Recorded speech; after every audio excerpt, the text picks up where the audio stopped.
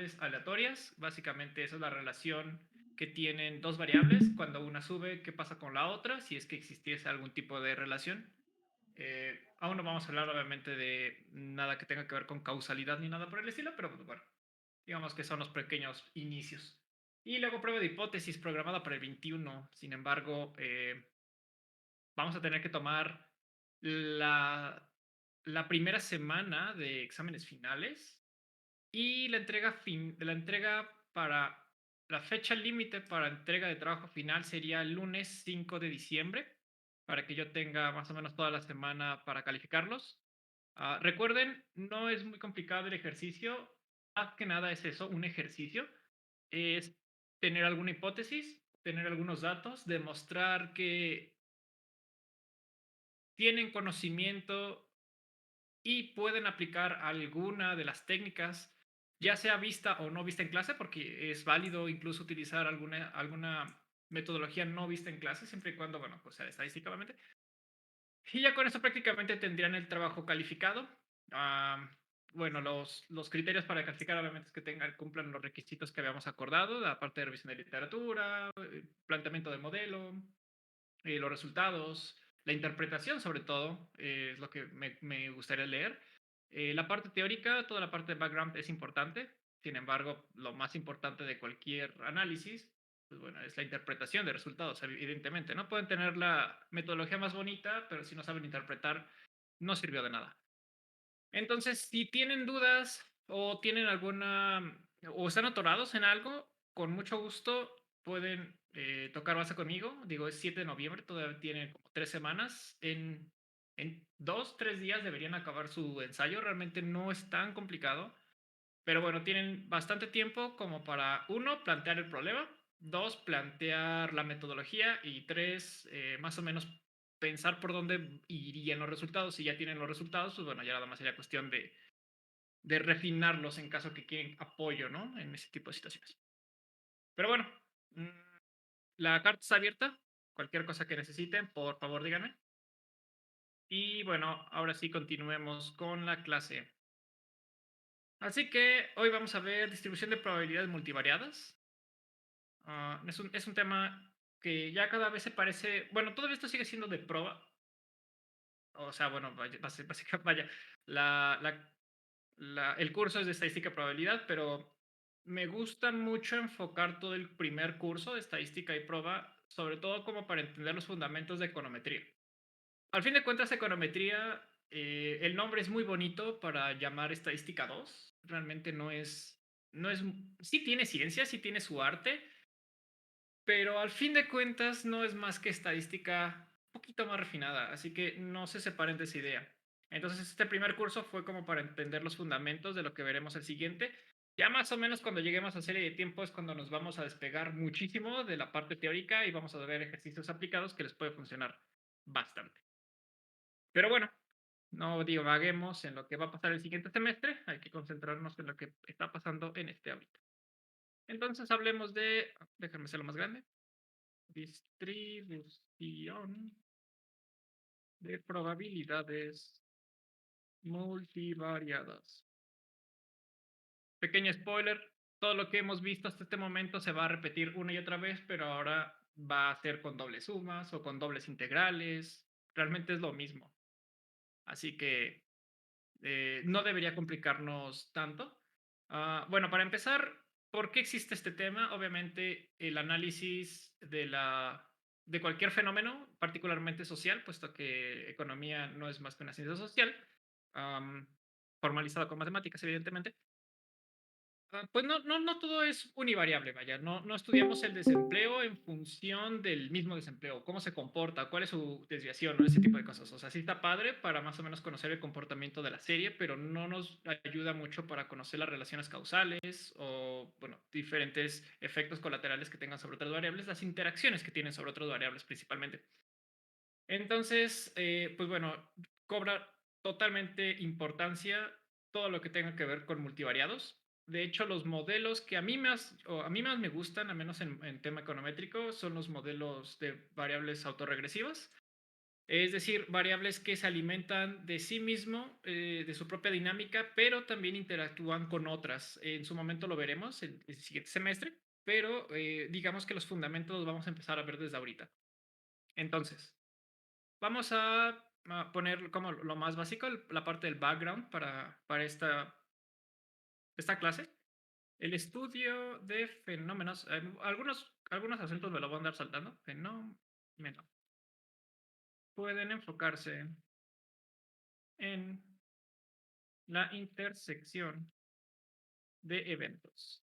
Disculpe, profe, ¿ya está compartiendo pantalla o algo? Es que no sé si nada más soy yo, es que no me aparece. No, déjame Disculpe. compartir. Sí, Marisa, sí, sí lo veo. Me salió una disculpa. Eh, Voy a volver a compartir la pantalla, igual y fue un error mío. Me avisan si pueden verla en este momento. Creo que ya, ¿no? Sí se ve. Perfecto. Sí, ya se ve. Sí, hace rato no estaba compartiendo nada. Bueno, les mostraba que el 21 no tenemos clase. Pero bueno, una disculpa si no estaba compartiendo clase. Se me fue. Entonces, bueno, Muchas gracias, no, de profe, nada. ya lo veo. No, gracias, Gracias. Carlos, porque si no, hubiéramos tenido un podcast en vez de una clase. Y pues no es el asunto. Ok, entonces continuamos. El estudio de fenómenos puede enfocarse a intersección de eventos. Por ejemplo, el tema de cuál es la probabilidad que haya un caos en la ciudad dado que llovió, ¿no? Eso es como bastante probable. ¿Cuál es la probabilidad que haya un caos en la ciudad dado que no llovió? Eso es también común, pero puede ser menos probable o es más probable que cuando llueva la ciudad colapse, ¿no? Entonces, este tipo de preguntas van a ser muy convenientes. Como por ejemplo lo que estábamos viendo de la clase pasada de Lenoe. Espero que hayan revisado sus códigos y si tienen alguna duda, por favor, todavía tienen chance de revisarlo. Por ejemplo, la parte del desempleo, ¿no? ¿Cuál es la probabilidad que una persona tenga más de 3 meses de desempleo dado su nivel educativo?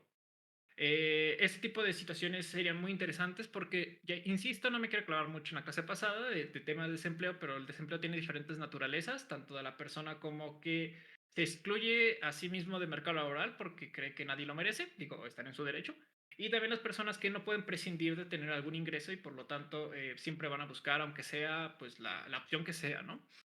Entonces, intentar separar o entender los fenómenos de desempleo puede ayudar muchísimo para la buena implementación de políticas públicas. No es el caso de esta materia, simplemente se abre o se deja entredicho las oportunidades que tiene este tipo de análisis, ¿no? Así que quien le interese puede profundizar en sus tiempos libres o, pues, sobre todo en eso, ¿no? Porque esta especialidad está muy orientada a tener los fundamentos para un posgrado. Sin embargo, pues bueno, los talleres también tienen esa cualidad de, o al menos a mí me gustaría dejar la duda o la semilla, más que la duda, la semilla o el interés en desarrollar nuevos temas que se ven muy de pasada en la facultad. Eh, Siempre es bueno tener apetito intelectual. Yo se lo recomiendo. Entonces, el estudio de fenómenos puede enfocarse a la intersección de eventos, eso ya lo habíamos comentado. Nuevamente vamos a regresar al tema de los dados. Ese ejercicio se va a estar, bueno, se repite a lo largo del curso, pues, puesto que es de lo más sencillo de entender. Sin embargo, pues bueno, la lógica que estamos expresando aquí aplicaría para cualquier otro tipo de eventos, independientemente de su distribución o lo que sea, ¿no? Entonces vamos a supongamos dos dados, y bueno, sabemos por teorema que el espacio muestral sería la cantidad de eventos del primer dado multiplicado por la cantidad de eventos que tiene, por potenciales eventos que tiene el segundo. En este caso sería 6 por 6 igual a 36. Nuestro espacio muestral sería espacio muestral. Sería n por m, de acuerdo al teorema. Ya sabemos que n igual a m en cuestión de eventos, igual a 6 por 6 igual a 36, ¿no? Si a veces me fallan las matemáticas, por favor, ahí corríjanme. Supongo que para multiplicaciones muy básicas no suele fallarme, y digo no suele porque creo que en las primeras clases sí me equivoqué en una división muy tonta. Cosas que pasan. Ok, entonces tenemos los dos dados y vamos a suponer que tiramos un dado. Bueno, más bien tiramos el par de dados al mismo tiempo. Asumamos o supongamos que se tiran los dados. Se tendrá una pareja, bueno, se tendrá un par ordenado En este caso vamos a poner y-i, ya saben, es el subíndice. Ahorita lo voy a escribir un poquito mejor con la pluma. Coma y-j. Sería y, coma, yj. Es decir, el resultado del dado 1, el resultado del dado 2. Si tuviésemos nosotros 3 dados, entonces sería y, yj. Este no es una i, esto es una coma. Este sí va la i y no sé, yz, ¿no? Yo qué sé. Cada slot, o bueno, cada parte de la coma sería el resultado potencial, el resultado posible del dado. Entonces ya sería, bueno, esto no sería un par, sería ¿qué? Un tiro. Un tiro, pues bueno, tiro. Tendríamos 3 potenciales resultados. Continuemos con la parte del dado. Simplemente son 2 espacios porque tenemos 2 dados y cada uno de los espacios puede tener diferentes resultados. En este caso, como cada dado tiene 6 caras posibles, pues bueno, puede ir del 1 al 6. Pero, por ejemplo, si hablamos de tipo de desempleo, pues solo sería empleado o desempleado y tipo de sexo, hombre o mujer, ¿no? Por ejemplo. Pero bueno. Es importante porque más adelante se van a empezar a complicar las cosas y tenemos que tener esto en mente. Si ustedes revisan el libro, el cual yo se lo recomiendo, porque o al menos que está bastante bien explicado esta parte de los multivariadas, voy a dibujarlo, no soy un gran artista, pero vamos a suponer que este es el dado 1 y este es el dado 2. Entonces aquí vamos a tener, por ejemplo, el resultado que caiga 1, el resultado que caiga 2, el resultado que caiga 3. Voy a dibujarlo así con punteados. Vamos a suponer que esto va a ser una gráfica tridimensional. No creo que me salga muy bien, pero pues ahí va a ser. Obviamente este es el eje de la Y, que diga el eje de las Z. El eje de las Z sería los pares ordenados con los que contamos, ¿no? Bueno, sería la probabilidad que salga. Sabemos que la probabilidad del resultado del dado 1 no influye para nada en el resultado del dado 2. Son eventos mutuamente independientes. Sin embargo, al tener un espacio muestral, sabemos que la probabilidad que salga cualquier combinación sería equiprobable, ¿no? Bueno, creo que eso es un pleonasmo. Más bien, lo voy a parafrasear nuevamente. La probabilidad que salga cualquier resultado dado que tiramos 2 dados será igual para todos. Eso significa equiprobable. Entonces, bueno, la parte de aquí sería PY y YJ. Y bueno, por ejemplo, si tenemos aquí el resultado 1, 1, tendríamos, por ejemplo, que cae aquí, ¿no? Y esto sería igual a un 36avo. Igual, si el dado 1 cae 2 y el 1, 1, pues bueno, sería igual un 36avo. Y así sucesivamente para todos los que existan, ¿no? Un segundo, por favor.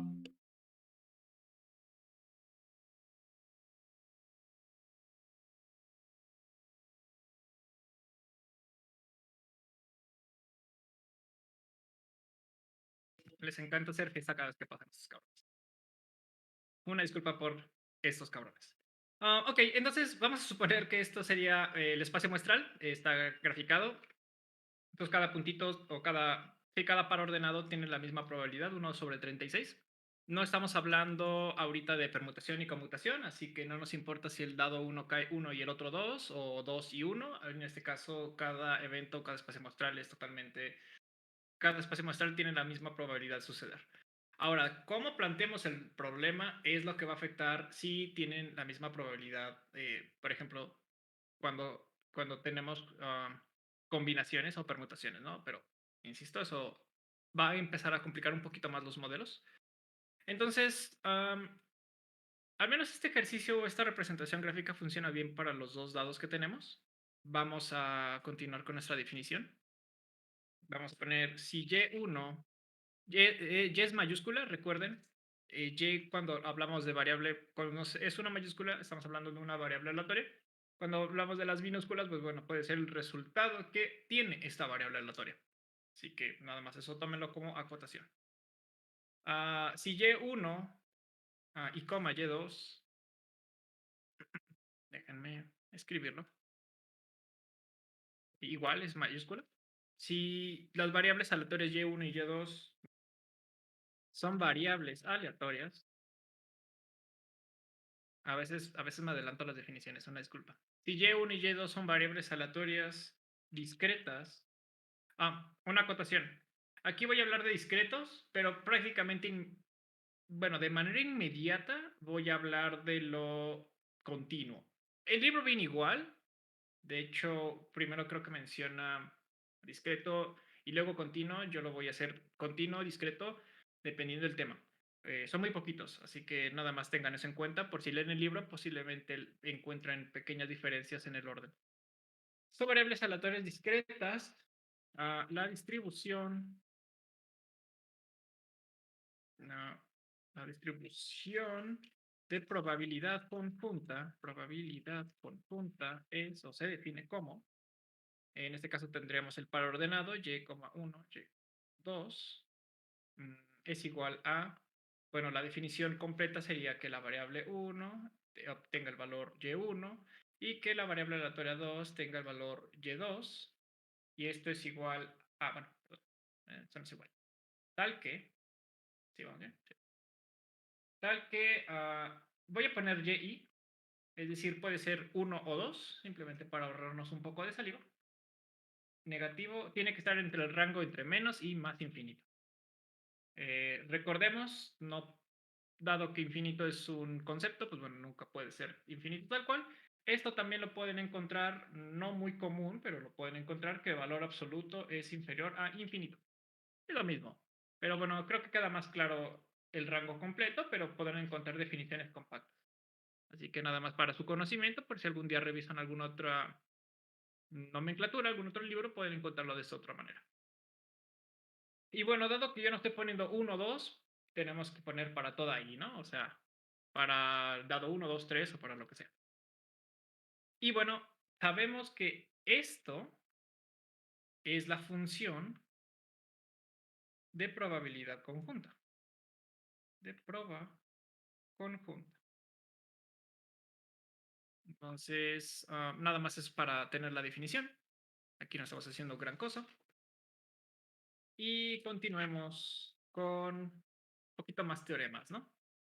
Vamos a, nuevamente, asumimos o si tenemos, en este caso, si y1, y2, recuerden, son variables aleatorias, son variables, creo que está muy chiquito, déjenme hacerlo más grande, ahí está.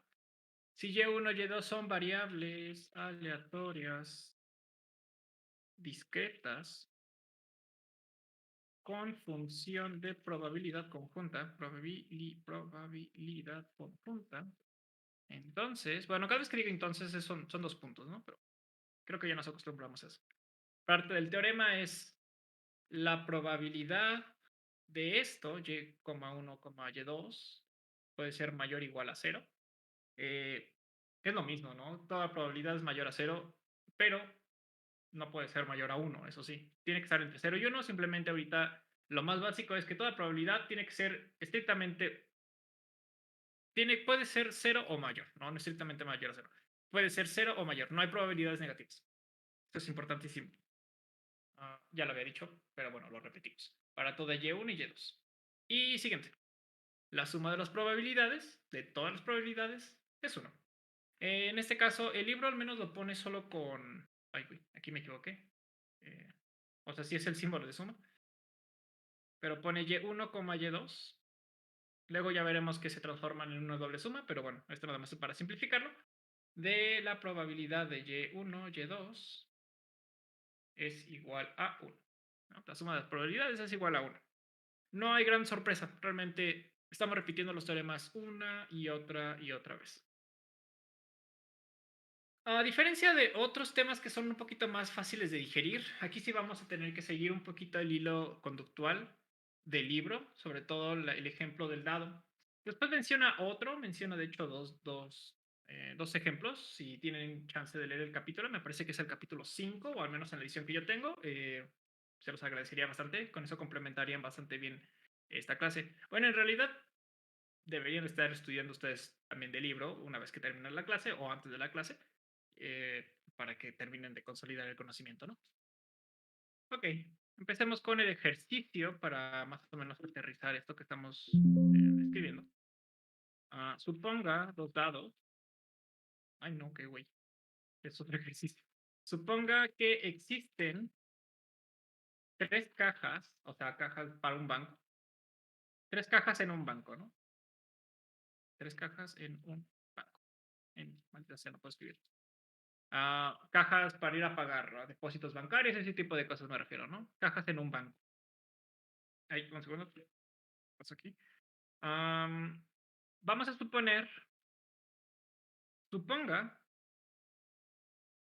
que llegan 2 clientes, no necesariamente al mismo tiempo, el libro lo menciona, realmente es independiente, ¿no? Simplemente llegan 2 clientes y eligen al azar alguna de las 3 cajas disponibles. Asumimos que no hay otras personas en el banco, por lo cual no existe ningún condicionamiento de la persona al elegir una caja. Entonces, la elección será totalmente aleatoria. No sabes que una persona llega, no sabes cuál de las 3 va a elegir. Lo mismo pasa para la siguiente iteración. Bueno, para la iteración sería para el siguiente cliente.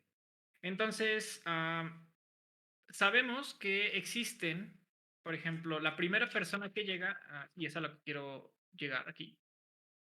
Vamos a tener 2 personas, ¿cierto? Aquí vamos a tener la persona 1 y la persona 2, vamos a poner un paréntesis y una coma. La persona 1 puede elegir hasta 3, bueno, tiene 3 opciones para elegir, la caja 1, 2 y 3, y la persona 2 tiene exactamente las mismas, es el mismo ejercicio, por lo tanto, y nuevamente, si nosotros ocupamos nuestro teorema de multiplicar el espacio muestral del evento 1 y del evento 2, pues bueno, tendríamos el espacio muestral total, que serían hasta 9 posibles resultados, asumiendo que existen 2 personas con 3 cajas y estas a cada uno lo va a elegir de manera aleatoria. Entonces, la pregunta es, 1. ¿Cuál es el espacio muestral que tiene este ejercicio? No es muy complicado. Vamos a suponer que el espacio muestral, vamos a poner S, sabemos que eso significa espacio muestral.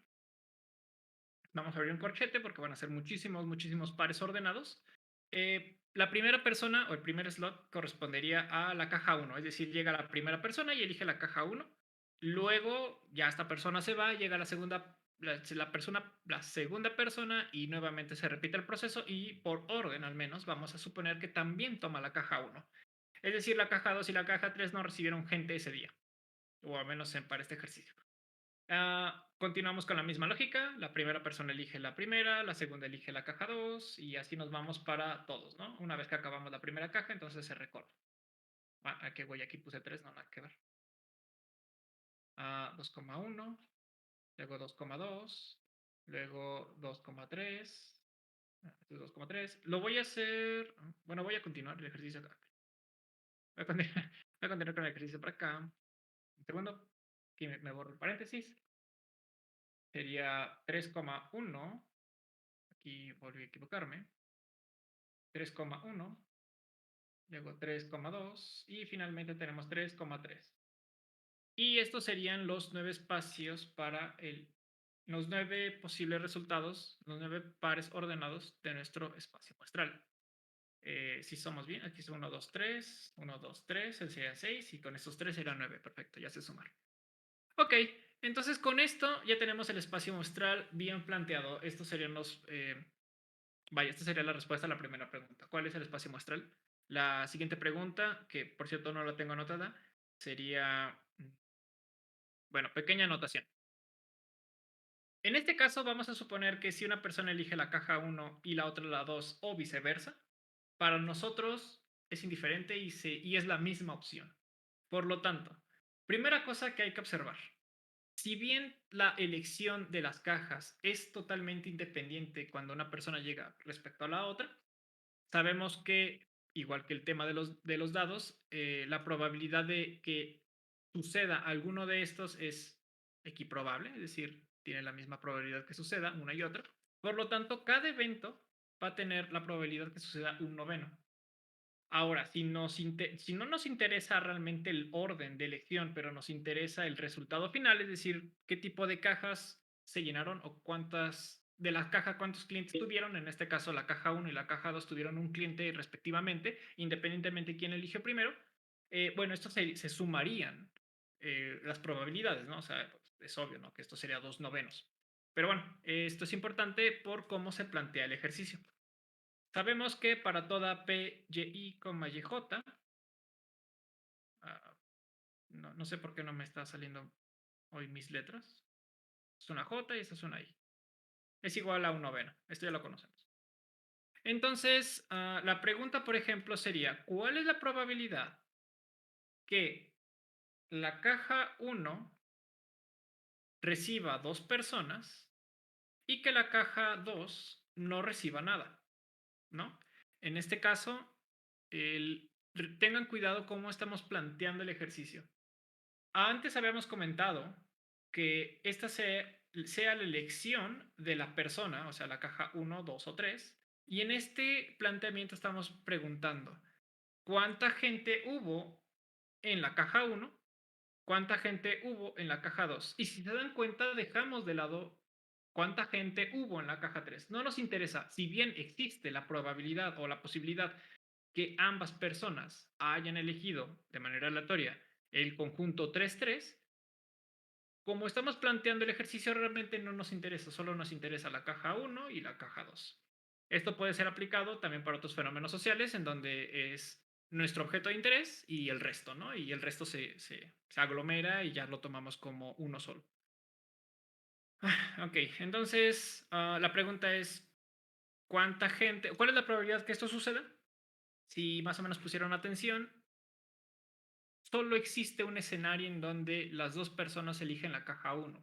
Entonces, de ahí en fuera, nada de lo demás coincide. Por lo tanto, la probabilidad que suceda eso es de 1 noveno, ¿cierto? Diferente situación en donde asumimos que la probabilidad que la caja 1 reciba un cliente y la caja 2 reciba también un cliente sería. Aquí llegamos a lo que les había comentado. No nos importa la posición o quién llegó antes o quién llegó después. Lo que nos importa es la elección. Este sujeto eligió la 1 y el otro sujeto la 2 y viceversa. Por lo tanto, la suma de un noveno más un noveno es 2 novenos, ¿no? Aquí tampoco creo que hay gran pierde. Insisto, todo depende de cómo estemos planteando el problema, pero hasta aquí creo que vamos bien. Creo que ya tenemos quórum suficiente, entonces por favor ayúdenme ya sea en el canal general. Ay, una disculpa. O donde gusten para la asistencia. No se los he pasado, no les he pasado la asistencia. Mañana temprano no. Mañana en la tarde les comparto la lista de asistencia. Hasta donde vamos, obviamente. Muchísimas gracias para los que lo están poniendo. Ok, entonces, bueno, este ejercicio realmente no es tan complicado. Para quienes les interese intentar replicar este tipo de ejercicios en R, sin librerías. Bueno, primero tendré que definir cuál es su dado 1, cuál es el dado 2, pero una vez que tengan la cantidad de eventos de cada uno, pueden utilizar la función. ¿Cuál era la función? Ahí se me olvidó. Pero bueno, una es unique, en donde nada más te muestra sin repetir cuáles son los valores de un vector, y hay otro que es como una especie de matriz, no recuerdo ahorita el nombre, en donde hace los pares ordenados de tantos conjuntos ustedes tengan. Y bueno, entonces pudiesen ustedes plantear este ejercicio en R. Es más, hasta lo pueden hacer y se los tomo en cuenta como trabajo final. Bueno, no este tan sencillo, sino uno más complejo. Pero bueno, en lo que me acuerdo de la función se los explico. Muy bien, vamos a suponer. Bueno, hasta aquí no hay dudas, ¿verdad? Todo bien, todo tranquilo. Creo que aquí no tiene por qué haber problemas. Profe, Sí. pero por ejemplo, Y1 es entonces, ¿qué? ¿Cuántas personas usan la caja 1? Velo de esta manera. Y1 es la caja 1. ¿Cuántas personas de caja 1 hubo? Una persona. ¿Cuántas personas en caja 2 hubo? Una persona. En este caso, nosotros Ah, estamos ok, va. caja 1 y caja 2, a pesar que existe caja 3, ¿vale? Ok, va. Excelente. Precisamente con esa lógica, vamos a plantear el siguiente desarrollo. Continuemos con, vamos a asumir, o bueno, sea la función de distribución conjunta, una F mayúscula, esto es una F, no una D, Y minúscula guión bajo 1, Y minúscula guión bajo 2, nuevamente caja 1, caja 2, estamos hablando del mismo ejercicio, para dos variables aleatorias, sea, bueno, vamos a tener lo siguiente. Vamos a utilizar la función de distribución conjunta para dos variables aleatorias cual sea. Vamos a seguir nosotros utilizando el ejemplo de arriba, pero bueno, se puede generalizar. Vamos a asumir que tenemos una F mayúscula, de Y1, Y2, y esto sería igual a la probabilidad de que Y1, sea menor o igual a Y1, y que la variable aleatoria Y2 sea menor o igual a Y2. Cuando ustedes lean el libro, creo que no hace mucha acotación, pero normalmente cuando estamos hablando de variables discretas, por ejemplo, esto de los valores puntuales, podemos expresar nuestras probabilidades exactamente como la probabilidad que pase algo es exactamente la variable minúscula, o la variable 2 igual a y minúscula. Pero cuando estamos hablando de variables continuas, recordemos que nuestras funciones de densidad nunca son negativas, las probabilidades nunca son negativas, por lo tanto, conforme más escenarios acumulemos, pues la suma va a ir aumentando. Entonces, lo que vamos a hacer en este tipo de ejercicios es preguntarnos, por ejemplo, los límites hasta donde podríamos llegar, como en este caso. Tenemos la variable y1 menor o igual a cierto valor que determinemos, la variable 2 hasta cierto valor que determinemos. Entonces, normalmente vamos a estar calculando, precisamente son integrales, el área bajo la curva, ¿no? Vamos a suponer que este es el límite. Para una sola variable, cuando tenemos dos, es lo mismo, pero tercera dimensión. Entonces, tomen eso en cuenta. Si bien aquí todavía no definimos qué es una distribución conjunta de una variable continua, podemos tomarlo ya como un predeterminado, ¿no? Un default. El libro acota, de todas formas, que no importa, o al menos para el ejercicio de los dados, no importa si es discreto o continuo, se puede operar de las dos maneras. Y bueno, ahorita lo revisamos. Entonces, continuamos con el tema de los dados y asumamos esta función de distribución conjunta en donde la variable aleatoria tiene que ser menor a un valor y el otro resultado tiene que ser menor o igual a otro valor que nosotros apenas definamos. Planteemos los resultados potenciales, al menos de los dados. No sé por qué sigo hablando de los dados. Estoy hablando de las cajas del banco. No sé por qué estoy hablando de los dados. Hay una disculpa, me estoy confundiendo. Muy bien, aquí ya tenemos la función de distribución y algo importante es que para cualquier Y1 o Y2, independientemente cuál sea, sus valores tienen que estar entre menos a más infinito. Es decir, pueden optar cualquier valor para toda y. Ok. Y bueno, la distribución. Un segundo. La computadora ya se murió.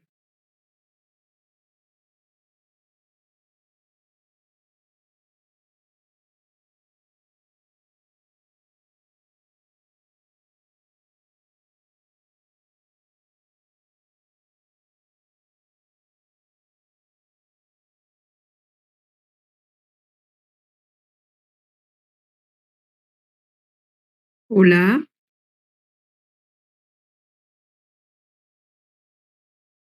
Ok, se desconectó. Sí, ¿verdad? Gracias. Es que seguía viendo la pantalla.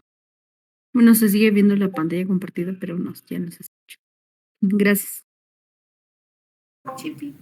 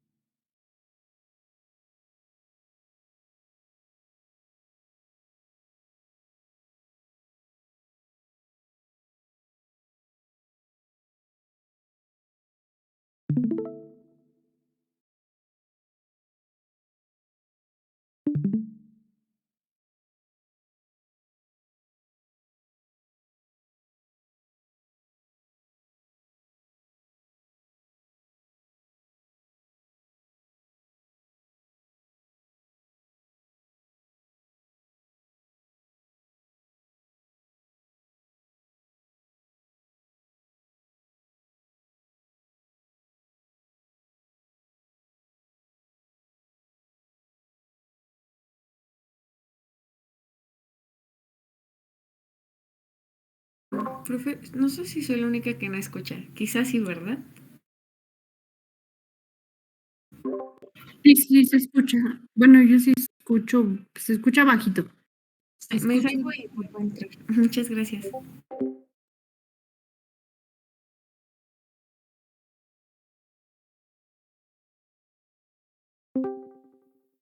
¿Todos bien? ¿Todos me escuchan? ¿Todo bien? Sí, ahora sí. Gracias. Excelente. Muchas gracias. Bueno, resumen. Sin importar si es continuo o discreto, al menos para este ejercicio, recuerden, las probabilidades no pueden ser negativas. Y en continuos, sobre todo, vamos a enfocarnos un poquito más en continuos. Si bien vamos a hacer ejercicios de los dos tipos, recuerden que estamos hablando de áreas bajo la curva. En sumas, bueno, con discretos es muy parecido, pero no es lo mismo. Pero es lo mismo. Igual, es sumar las probabilidades. La suma de dos números que no son negativos necesariamente es mayor, ¿no? La suma siempre será mayor, siempre y cuando no sean cero. Pero bueno. Entonces, hagamos una tabla de distribución. Nuevamente, vamos a suponer que esto es la caja 1. La caja 1 puede recibir 0 personas, es decir, que la persona 1 y la persona 2 decidieron conjuntamente ya sea tomar la caja 2 o la caja 3. Por lo tanto, la caja 1 no recibió ninguna sola persona en ese momento. La caja 1 pudo haber recibido una persona, porque ya sea la persona 1 o 2 cayó ahí y el siguiente, pues bueno, se distribuye en alguna de las demás, que no nos importa. O incluso la caja 1 pudo haber recibido a las dos personas en este caso. Vamos a hacer análogamente, pero ahora para la caja 2. La caja 2 igual pudo haber recibido 0 personas, pudo haber recibido una persona o pudo haber recibido incluso hasta 2 personas. Pregunta: ¿cuál es la probabilidad que la caja 1 y la caja 2 no haya recibido a ninguna de las dos personas? No haya recibido a ninguna persona. Bueno, ninguna de las dos personas es lo mismo, ¿no? Para que suceda esto, forzosamente tuvo que haber sucedido que ambas personas eligieran la caja 3. De otra manera, alguien eligió ya sea la caja 2 o la caja 1, en cualquier combinación, en cualquier orden. Por lo tanto, la probabilidad para que ni la caja 1 ni la caja 2 recibiera gente es porque ambos tomaron la decisión de estar en la caja 3. Sabemos que su probabilidad es 1 noveno. Entonces, la probabilidad que suceda esto es igual a 1 noveno. Recuerden, los resultados los estamos tomando a partir del enfoque cuánta gente quedó en la caja 1 y 2 al mismo tiempo. Ahora, ¿cuánta gente pudo haber tomado la caja 1, pero la caja 2 no? Nuevamente tenemos que revisar nuestro espacio muestral. En este caso serían 2 novenos, ya me lo voy a saltar, porque ya sea que la persona 1 o la persona 2 hayan elegido la caja 1 y el resto, bueno, y el otro no lo eligió, ¿no? La probabilidad que existan dos personas en la caja, bueno, igual sería un noveno, porque las dos personas lo eligieron, 2, 2, o sea, el par ordenado 2,2, no existe otro par ordenado que se asemeje, obviamente. Para la caja, para el resultado 1,0, es decir, que una persona haya estado en la caja 2 y ninguna en la caja 1, pues también serían igual 2 novenos. Para que suceda 1 y 1, igual aquí es 2 novenos. Y aquí viene lo interesante, porque ¿cuál es la probabilidad que la caja 1 haya recibido 2 personas y la caja 2 haya recibido una persona? Para que eso suceda es porque una persona estuvo en 2 cajas al mismo tiempo, cosa que no se puede. Por lo tanto, la probabilidad es 0, ¿no? O sea, no puedes tener un resultado en donde una persona estuvo en dos lugares al mismo tiempo. Para el caso en donde una caja 1 no tuviera una persona y la caja 2 tuviera a las 2 personas, tendríamos igual 1 noveno. De hecho, aquí si se dan cuenta, existe como cierto patrón, ¿no? En donde los casos extremos tienen menor probabilidad de suceder y los casos en donde se pueden sumar, porque no nos importa el orden, pues bueno, obviamente tienen una mayor probabilidad. Nuevamente, la probabilidad que dos personas hayan estado en la caja 2 y al mismo tiempo alguien haya estado en la caja 1, pues es 0. Y caso contrario, bueno, y último caso en donde las dos personas estuvieron en dos cajas al mismo tiempo, también la probabilidad es 0. Tengan cuidado, esta no es una matriz diagonal. o una matriz triangular, perdón, ni triangular superior ni inferior, ¿vale? Para que sea superior o inferior, tiene que la probabilidad, o mejor dicho, los ceros, estar ya sea de este lado o del otro lado, superior o inferior. Pero bueno, nada más se los quiero hacer notar. Es curioso que aparezcan estos ceros, pero no se vayan a confundir que es una matriz ni inferior ni superior, nada que ver. Pero bueno, esta sería nuestra tabla de contingencia, bueno, nuestra tabla para calcular las probabilidades de los diferentes eventos. De hecho, ya nos estamos adelantando que la probabilidad marginal y ese tipo de cosas básicamente parten de este tipo de arreglos en las probabilidades. Así que, bueno, con eso dicho, continuemos, solo conserven la idea de esta tabla de cómo se construyó, porque más adelante volveremos a construir una similar. Ahora sí viene el ejemplo de los dados. Vaya. Supongan dos dados. Suponga dos dados. Igual, ya saben, tenemos la...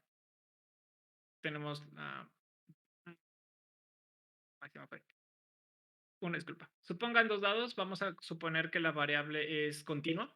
En este caso, realmente no nos va a afectar en nada. Vamos a tener una f mayúscula, la función de distribución. Vamos a tener y1, y2. Este es un 1. Es decir, que el dado tenga un valor x y que el dado 2 tenga un valor y. Vamos a suponer que f es igual a 2,3, es decir, la probabilidad que caiga el dado 2 y que el otro dado caiga a 3, porque estamos hablando de continuas. Esto lo podemos transformar como la probabilidad que el dado 1 sea menor o igual a 2 y que el dado 2 sea igual o menor a 3. Entonces, sabemos que no es tan complicado. Por ejemplo, vamos a trabajar con los pares ordenados, ¿va? Voy a hacerlo en rojo. Existe una probabilidad que caiga el dado 1, 1. Sabemos que eso es un par ordenado. Tenemos la probabilidad que caiga 1, 2, más 1, 3, más 1, 4. Y así nos vamos, ¿no? 1, 5 y 1, 6. Ahorita que me estoy dando cuenta, pues me va a dar mucha flojera hacer todos, ¿no? Pero bueno, vamos únicamente a mapear aquellos resultados que nos interesan. Por ejemplo, el y1 no puede pasar mayor a 3. Por ejemplo, por ejemplo, qué mala muletilla. La variable aleatoria 1 no puede tener valores de 3. Por lo tanto, esta probabilidad no nos importa, ¿no? O sea, esta la vamos a eliminar. Vamos a eliminar todos aquellos que no nos están importando. En este caso sería todo eso. Tenemos que el dado 1 tenga un valor de 1, que el valor tenga... la probabilidad del primer dado sea 1, el resultado es 1, el del siguiente, 2 para el siguiente, y para el tercero, si continuábamos aquí, estábamos bien. Pero ya no podría ser 1,4 porque el dado, aquí sería dado 2, aquí me falta un 2. Ya no puede tener esos valores, ya no puede tener el 4. Por lo tanto, ya no vamos a mapear esa probabilidad. Pero podemos tener la siguiente. Más la probabilidad que suceda que caiga el primer dado 2. Esto sería nuestro límite máximo. A partir de ahí ya no podemos continuar con la secuencia. Dado 1 más la probabilidad de dado 2,2 más la probabilidad de que el dado 1 caiga 2 y el último caiga 3. Por lo tanto, ¿cuántas opciones tenemos? Tenemos 1, 2, 3, 4, 5, 6. Tenemos la suma de 6 eventos posibles porque son, bueno, los que satisfacen esta expresión. Por lo tanto, sabemos que el espacio muestral son 36 y solo tenemos 6 casos en donde se cumple. Por lo tanto, la probabilidad que nuestros dados, el primero salga 2 o menor y que el siguiente dado sea 3 o menor, sería igual a un sexto. Igual ejercicio muy sencillo. Si se dan cuenta, estamos ocupando el valor como máximo, ¿no? Es hasta dónde pudiésemos nosotros llegar.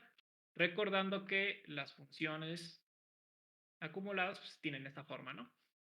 Entonces, al menos visualmente tiene sentido. Vaya. Al menos con la gráfica considero que hace más sentido que la pura matemática sola. Entonces, bueno, el resultado de que si tenemos dos dados y la función de densidad sería 2,3 de densidad. la función de distribución conjunta es 2,3, bueno, el resultado sería un sexto, ¿no? Existe uno de cada 6 veces, si tuviéramos dados a lo loco, uno de cada 6 veces se satisface esta condición, en donde el dado primero salga 2 o menor y el segundo 3 o menor. Ahora vamos a suponer que queremos que f sea menos 1,4. Aquí es interesante porque nunca va a pasar que un dado nos dé menos 1. No está definida la probabilidad. Y eso es importante. Al no estar definido, en este caso sería la probabilidad que y1 sea 1 menor y1 sea menor o igual a menos 1 y que y2 es mayúscula, y2 menor o igual a 4. Esto es igual a un conjunto vacío. Esto no va a pasar. Simplemente no existe esa probabilidad, no está definida. Y la probabilidad, por lo tanto, es 0. ¿No? Entonces, si bien creo que nunca habíamos visto un corolario en donde, o un teorema en donde diga que la probabilidad de un evento improbable es igual a 0, pues bueno, ahí está, ¿no? Creo que nunca lo habíamos definido, pero bueno, si algo es improbable, su probabilidad claramente es 0, evidentemente. Luego, tenemos caso contrario, cuando, por ejemplo, tenemos 0,78. Sabemos que un dado llega hasta 6, por lo tanto, la probabilidad que nuestro valor sea 7 para el primero u 8 para el segundo, siempre se va a cumplir, ¿no? Porque los valores del 1 a 6 son menores a 7 y también son menores a 8, por lo tanto, los pares ordenados que cumplen esta condición son 36. Va a haber un conjunto, por ejemplo, el conjunto 7,7 y el conjunto, los que sigan, que si bien no existen, pues bueno, la probabilidad sigue siendo 0 y cualquier valor que le sumes, pues sería el valor original más 0, sigue siendo el valor original. Por lo tanto, al menos para esta función, la probabilidad es 1. Porque, insisto, F78, es decir, que el primer dado salga 7 o menos y que el segundo salga 8 o menos, cumple las condiciones de los 36 espacios, que diga del espacio muestral, los 36 puntos muestrales. ¿Hasta aquí hay alguna duda? Está bastante sencillo, ¿no? Nada más vamos a generalizarlo. Vamos a suponer que existe un Fy1 y un Y2. Y esto sería la doble suma de T1 a la menos infinito, es decir, desde todos los valores hasta el último, que sería Y1, y para el siguiente T2 menos infinito, o sea, es igual a menos infinito hasta Y2, de las probabilidades T1, T2. Esa sería la forma para generalizar. Entonces, una vez generalizado eso, podemos continuar. Si bien esto es discreto, perdón, esto es discreto por el tema de las sumas, vamos a hacerlo continuo, que es lo mismo, nada más que ahora vamos a sustituir este símbolo sumatorio por el otro símbolo, que igual es un sumatorio, pero ya está bonito, ¿no? Es la parte del integral. Nuevamente vamos a suponer sea, ay, güey, está muy chiquito, sea y1 y y2 variables aleatorias continuas con función de distribución conjunta. Entonces, bueno, 2 puntos. La función de distribución conjunta está definida como una f mayúscula, recordemos, y1, y2, y esto es igual a la doble suma, pero como ya estamos en el mundo de los continuos, pues bueno, ya podemos poner las integrales. Igual de menos 1 hasta y1, sí, y1, sí. Y luego la otra integral de menos infinito hasta y2 de f de t1, si es t1, t2. Derivada de t de y2 y de y1. Está bien. Recordemos lo más centrado, porque lo que está más cercano a nuestra función es como un sándwich. O sea, y2, y2. Después, una vez que terminaremos esa integral, nos vamos a y1 y si existiese un y0 y así sucesivamente. No vayan a poner aquí el 1 porque no tendría sentido. porque para integrarse, primero tendría que integrarse otra cosa que está acá. Entonces nada más tengan cuidado con la nomenclatura. Entonces, bueno, empezamos con Y2 y bueno, la primerita sería Y2. El siguiente sería Y1 y aquí está el Y1. En ese orden. De aquí me faltó, para toda Y. Sí. Los valores que puede optar Y, perdonen, aquí me falta. Y puede optar valores entre menos infinito hasta infinito para toda I. Nuevamente estamos hablando que nuestro valor aleatorio simplemente va a tener algún valor definido. Entonces, conocemos, o al menos sabemos que esta f de y1, y2 se conoce como la función de distribución conjunta. Perdón, la función de densidad. Esta es la función de densidad conjunta.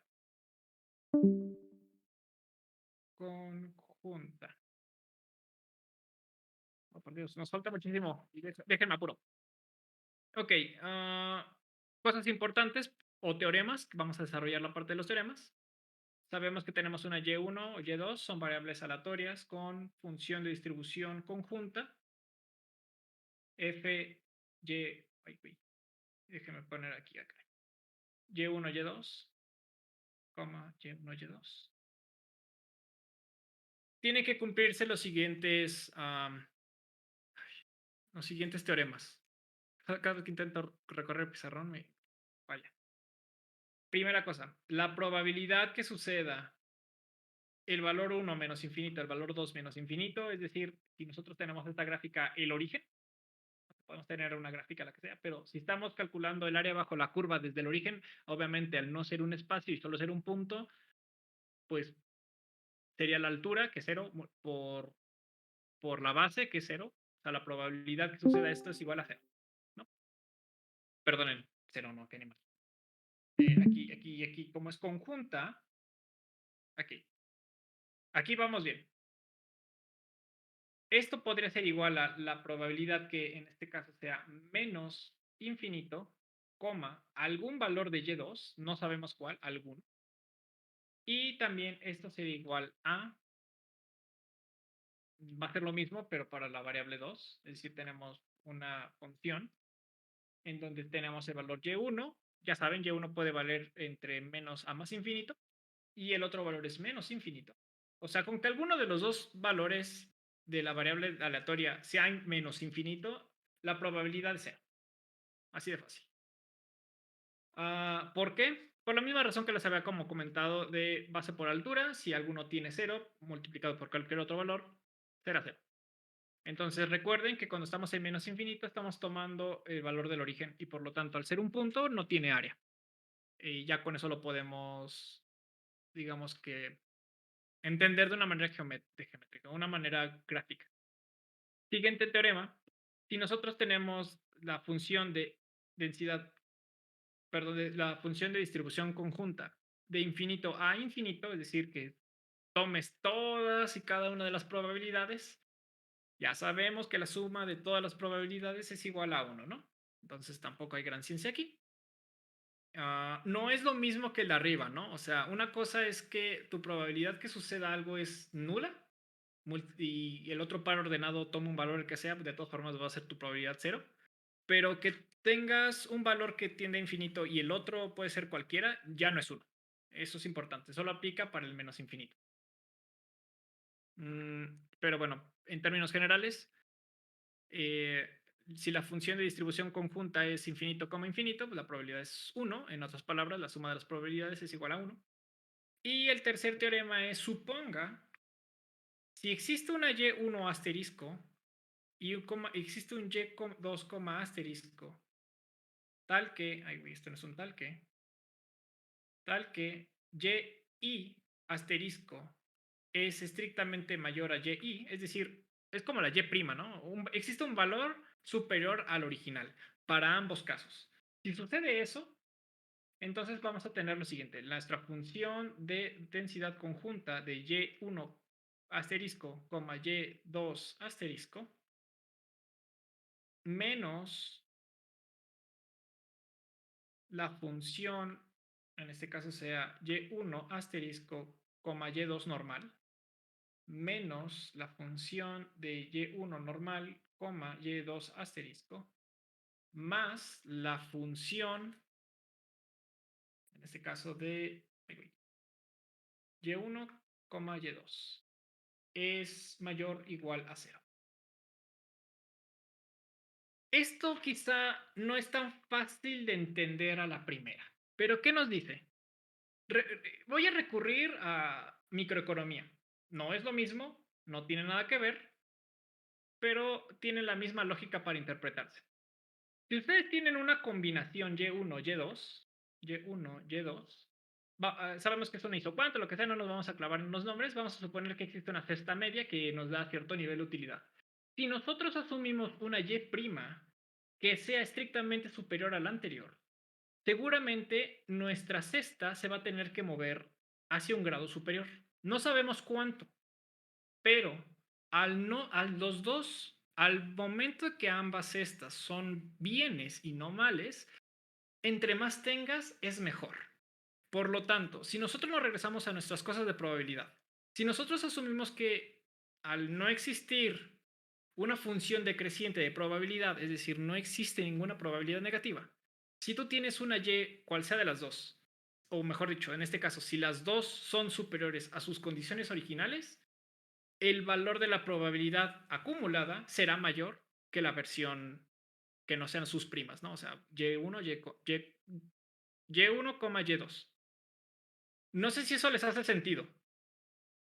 ¿Sí quedó claro la lógica de esto? Ahora, ¿por qué está esta cosa así sumada? Bueno, si se acuerdan, se parece muchísimo a la teoría de conjuntos, en donde para evitar duplicidades tienes que restar, en cierto caso, en este caso, la intersección.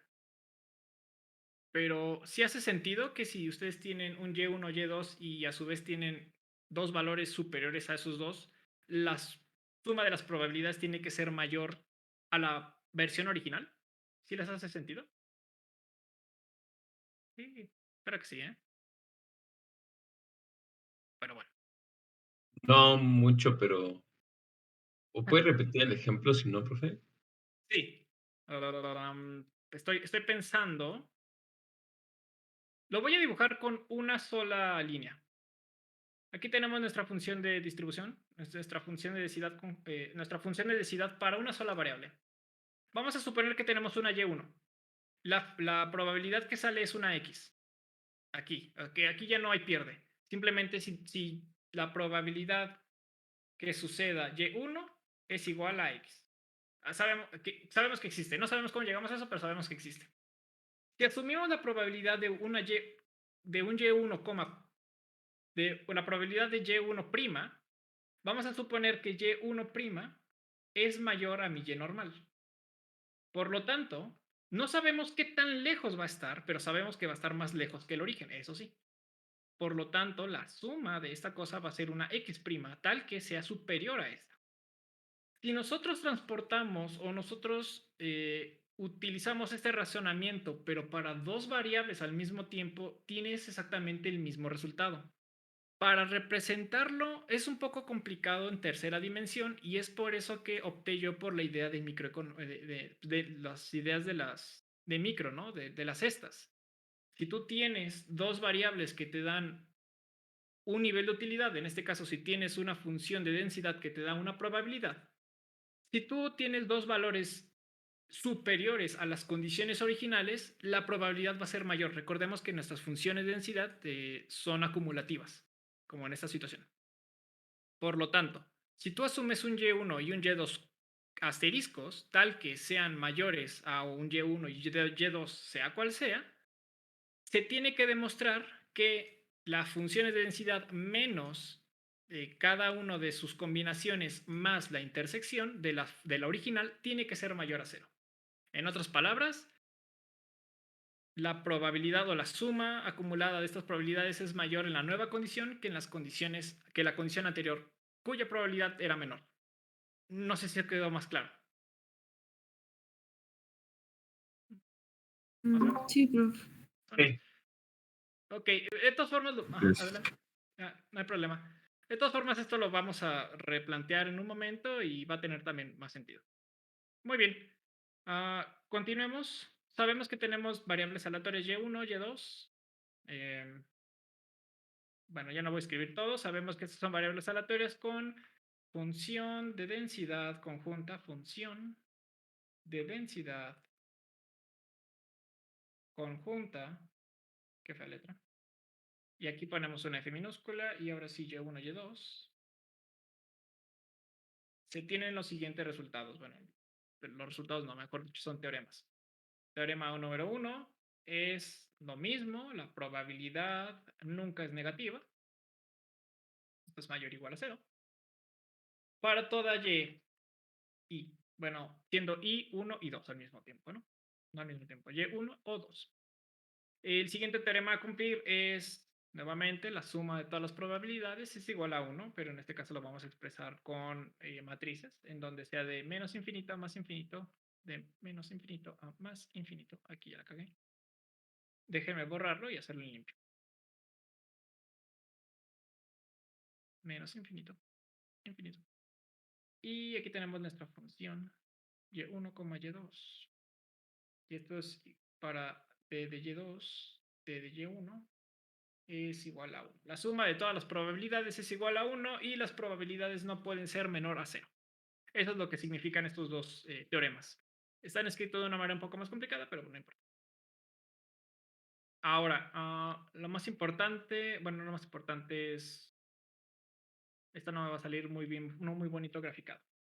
Vamos a asumir que existe dos rangos. Vamos a suponer que existe una A y una B. Tal que B sea mayor a A. Tiene que ser estrictamente mayor, porque en caso de que A fuera igual a B, en el área bajo la curva, no estamos hablando entonces de área, estaríamos hablando de un punto, bueno, esto no baja, estaríamos hablando de un punto, al no tener área, pues bueno, esto se convierte en cero.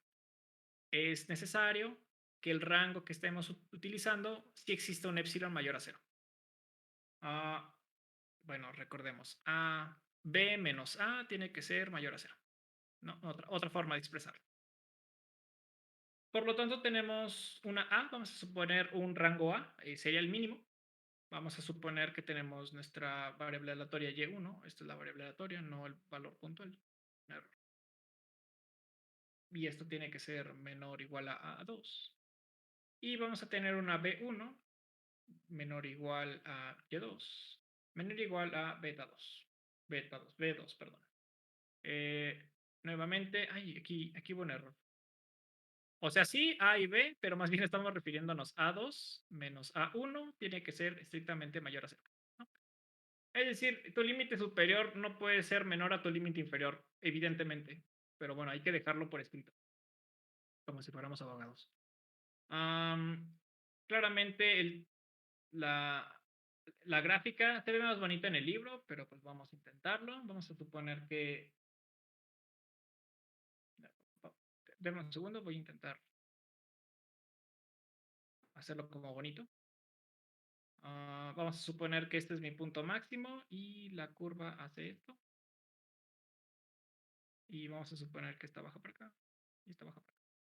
Pues imagínense que esto es una especie de gráfica como tipo campana y está en tercera dimensión. Aquí vamos a poner que este es el eje del eje Y2, este es el eje Y1 y este es el eje de la Z. Z igual a las probabilidades Y1, Y2, para ser más precisos. Bueno, esto sería como la forma general. Cuando nosotros tenemos A1 y A2, podemos suponer un área. Vamos a suponer que esta va a ser el área. Esto va a ser A2, A1, puesto que A1 está más cerca del origen o es más chiquito. Beta 1 y aquí sería beta 2. No sé por qué estoy diciendo beta, es B. Y aquí me faltan los cuadrillos. Y pues bueno, imagínense que esto me da una gráfica tercera dimensión, ¿no? No soy muy bueno graficando en tercera dimensión, pero pues, se hace el esfuerzo. Con esta lógica vamos a plantear un ejercicio bastante sencillo. El libro incluso nos otorga uno bastante sencillo utilizando una distribución uniforme. Pero bueno, esto nada más sería la nomenclatura general para nuestro siguiente ejercicio. Vamos a suponer suponga que se estudia... no lo voy a hacer tan cerca, lo voy a poner un poco más lejos. Ahí está. Suponga que se estudia la posición de una partícula. El ejercicio lo menciona de una manera... ¿Qué pasó aquí? El libro lo menciona de una manera muy sencilla. Supongo que existe una partícula y deseamos conocer en dónde se encuentra. Como vamos a suponer, no es un espacio esférico, de hecho es un espacio cuadrado, mejor dicho es un cubo, pero para términos gráficos vamos a suponer que existe una esfera o un espacio, el que sea. Si la partícula se encuentra en cualquier punto de esto, es igual a 1, es decir, éxito. Si la partícula no se encuentra aquí, sería un fracaso, igual a 0. Sabemos que la partícula necesariamente va a tener que estar aquí. Entonces, el resultado, o mejor dicho, nuestra función es igual a 1. ¿Cómo lo vamos a expresar? Escucha un poco raro. Tenemos nuestra función de densidad. Nuestra función de distribución conjunta, perdonen. Tenemos nuestra función de distribución conjunta. F1, Y1, Y2, igual a los diferentes casos. Va a tener 1 cuando el resultado esté Y1 esté entre 0 y 1, ¿no? Bueno, 0 menor igual, 0 igual, menor igual. Y que Y2 también esté entre 0 y 1, evidentemente, ¿no? Es decir, vamos a tener el caso de éxito o vamos a tener nuestra función igual a 1. Antes teníamos funciones, por ejemplo, y cuadrada, pero ahora la función es simplemente 1 y es válido. Es una forma de expresarlo. Y vamos a tener 0 en cualquier otro caso. Cualquier otro caso. Listo.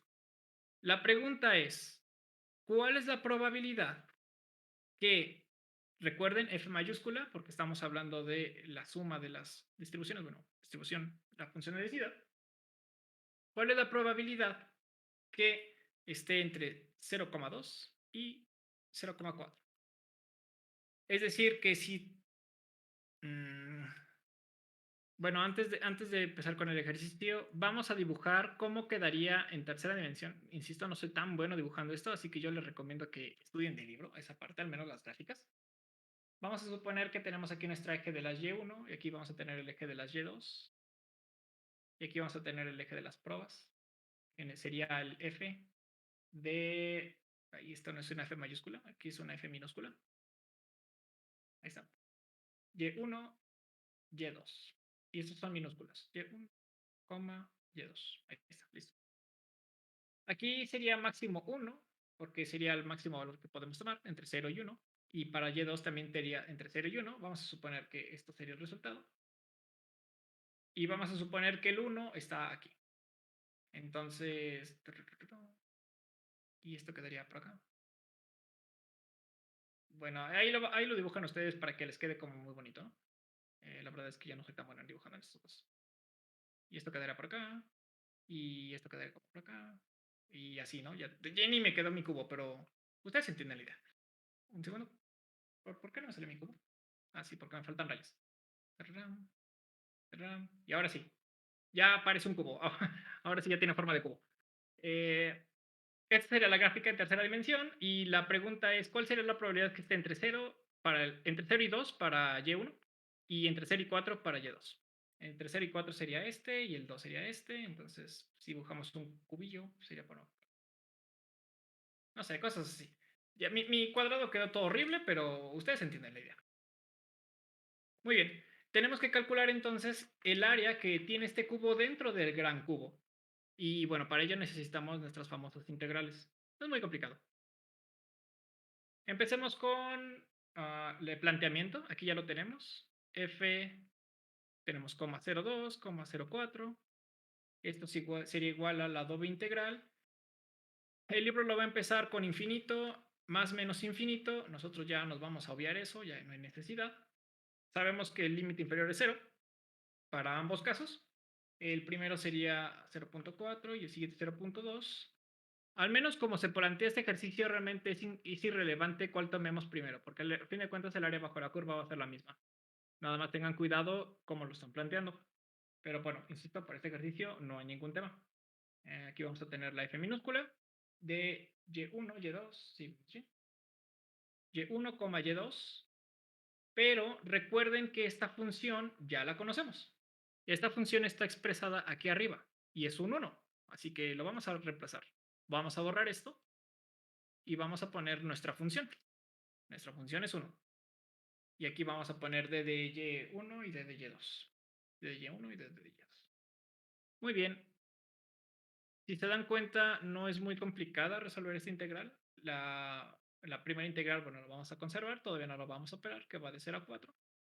Y el siguiente sería un 1 evaluado entre 0 y 0.2 de d de y2. ¿No? Esto, junto con esta integral, se convirtió en este cambio. Sabemos que el resultado es 0.2. Vamos a ir abajo. Entonces sería la integral de 0 a 0.4 de 0.2 de d de y2. Y nuevamente sería 0.2 evaluado entre 0 y 0.4. Y esto nos da un resultado de 0. ¿Por qué? Nos da un resultado de 0.0. 0.08. ¿Cómo se expresa?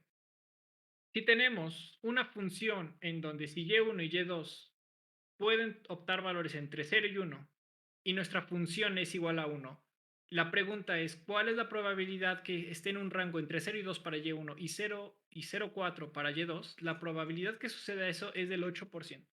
Eso es un espacio muy pequeño lo que realmente se está evaluando.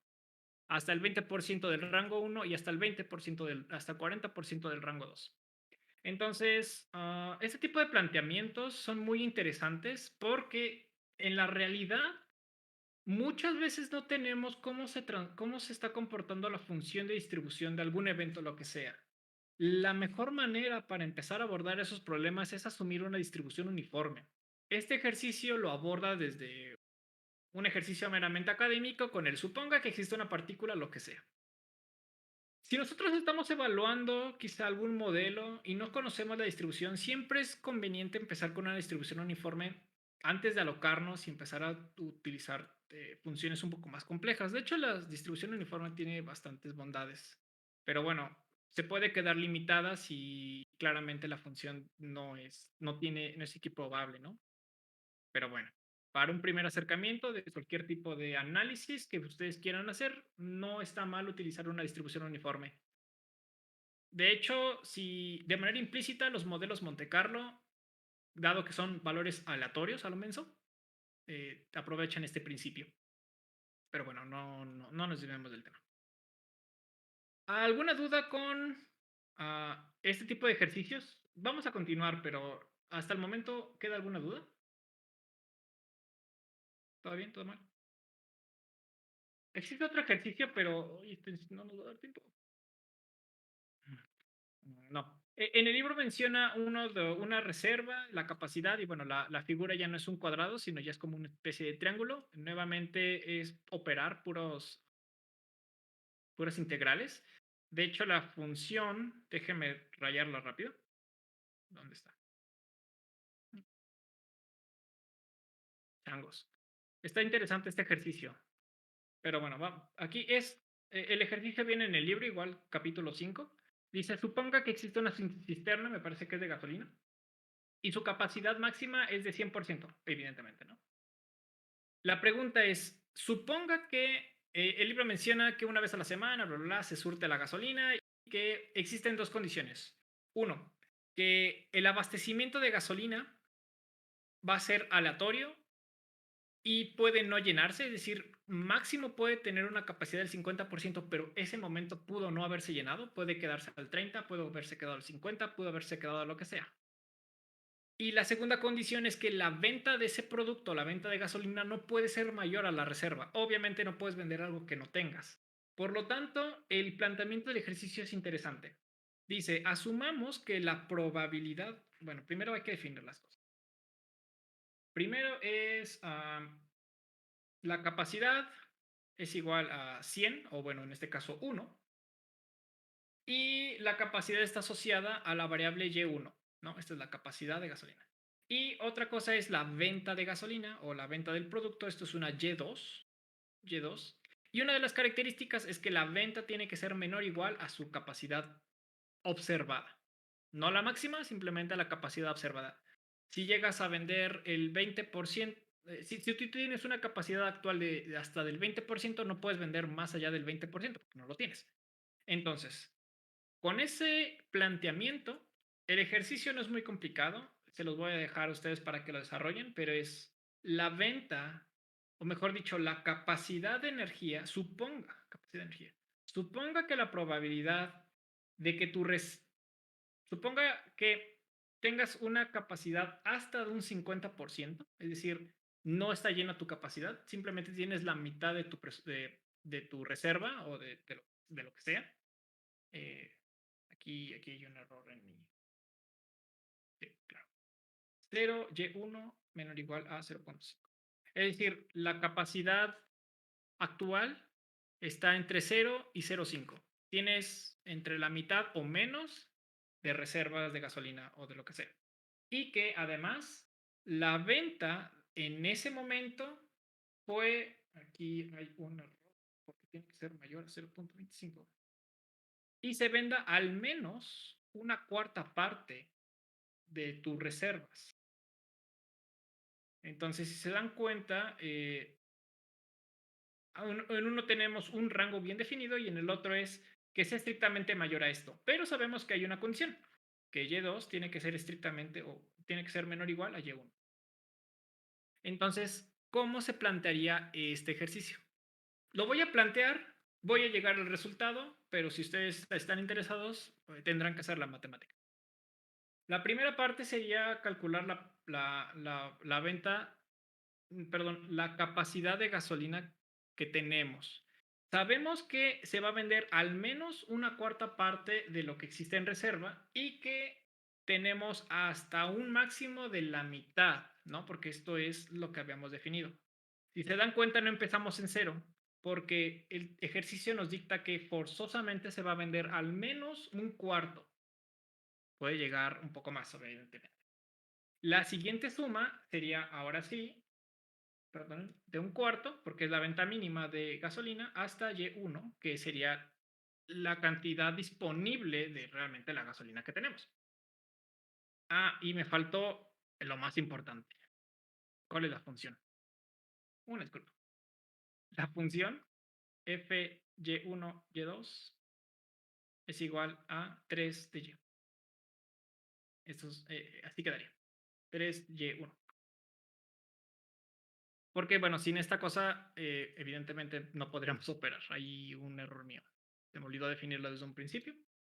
Quedaría 3y1, d de y2, d de y1. Y bueno, el resultado quedaría 3... está larguísimo. Bueno, lo van a tener que resolver ustedes porque si no, no me va a dar tiempo. Ya son las 9 de la noche y no quiero... El resultado sería 3.9%. La probabilidad que tú tengas una reserva de 50% o menos y que además se venda una cantidad de gasolina mayor a una cuarta parte de tu reserva total es igual a un 4% de probabilidades. Antes de llegar a este resultado, si ustedes siguen el libro van a encontrar la siguiente cosa que sería y cúbica menos 3 octavos de y1 al cuadrado y todo esto está evaluado entre un medio y un cuarto. Sería la primera parte de la primera integral. Sería esto. Y después resolviendo esto, llegaría, evaluando esto, perdón, con la siguiente integral, me faltaría la integral 1. Aquí es un cuarto, aquí es un medio. Y bueno, esto ya te da otro valor que llegaría hasta el 3.9%. Una disculpa si me fui súper en friega. La verdad es que no pensé que nos fuésemos a tardar tanto en resolver los ejercicios. Qué pesados son. Pero bueno, vamos a llegar a la siguiente generalización, que realmente es lo que me importa. Vamos a suponer ya totalmente, o sea, continuando con el tema, pero ya olvidándonos de los ejercicios, vamos a suponer que tenemos un resultado Y1, la probabilidad de Y2, Y3 y así sucesivamente hasta una YN. Esto sería igual a la probabilidad de la variable aleatoria tome el valor y1 y así hasta el último, yn igual a y minúscula n.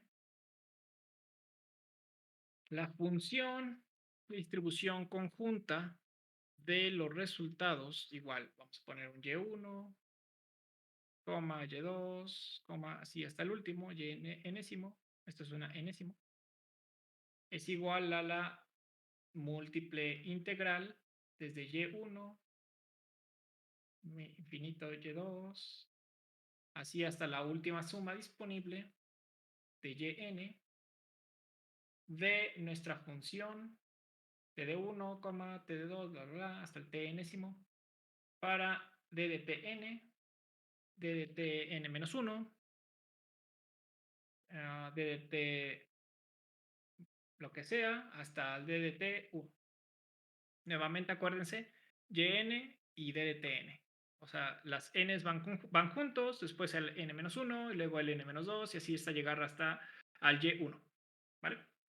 Esta sería la generalización de los problemas que hemos visto. Es decir, si tenemos variables, si estamos resolviendo un problema multivariable, cuando tengamos n variables aleatorias, pues tendremos que integrar n veces para calcular la probabilidad total. Bueno, la probabilidad del rango que estamos definiendo. Ok, esto va a ser importante, lo vamos a tener que retomar nuevamente. La probabilidad, la distribución de probabilidad multivariada. Y ahora sí entremos al siguiente y último tema, que es la distribución marginal y condicional.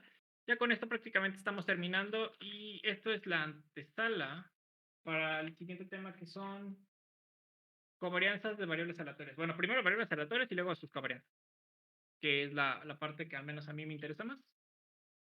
Pero bueno, continuemos con distribuciones marginales. Distribución marginal y condicional.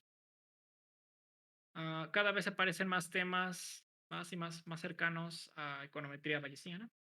Muy divertida. Con Ariel van a ver el próximo semestre Logit, Probit y Tobit. No sé si Tobit, pero al menos Logit y Probit sí lo van a ver. Conmigo no tanto, pero posiblemente hagamos un par de ejercicios. Yo me voy a concentrar sobre todo en series de tiempo. Ok, sabemos que existen dos variables que tienen sus probabilidades cada una en conjunto, pueden estar condicionadas, pueden no estar condicionadas. En este caso sí vamos a ver cuándo son condicionadas y su evidente ejercicio con distribuciones marginales. Ya veremos en su momento qué es.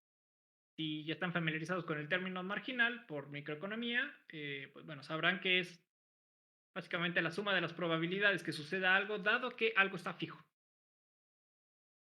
Vamos a continuar con la definición. Se sabe que en este caso sería y1, y mayúscula, una variable aleatoria igual a y-1. Recuerden, estaría hablando de esto. y1 igual a y1. Variable aleatoria y el valor. El siguiente es, ya tenemos y1, y2. Vamos a hacer lo propio con y2. y2 igual a y minúscula 2, donde y es mutuamente excluyente de cualquier valor de y. ¿Esto qué significa? Tenemos un dado. Sabemos que si mi dado sale un resultado de 2, al menos para ese dado y para ese tiro, es imposible que te salga otro valor al mismo tiempo, ¿no? Es mutuamente excluyente de todos los resultados. Por ejemplo, el clima. Si está lloviendo, bueno, es que si está lloviendo sí puede estar soleado. La moneda. Tiras una moneda, puede salirte águila. Si te sale águila, no puede salirte sol. Igual, eso es lo que significa esta oración. Es mutuamente excluyente de cualquier valor de y. No significa que si te sale un valor en un dado, te prohíbe que salga el resultado en otro dado, no, eso no tiene nada que ver. Entonces, vamos a suponer que y1 y y2 nuevamente son mis dados, o son variables aleatorias. La probabilidad que y1 sea igual a 1,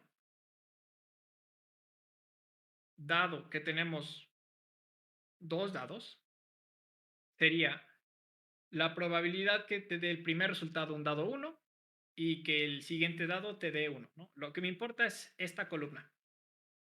La segunda realmente va a estar ahí iterándose.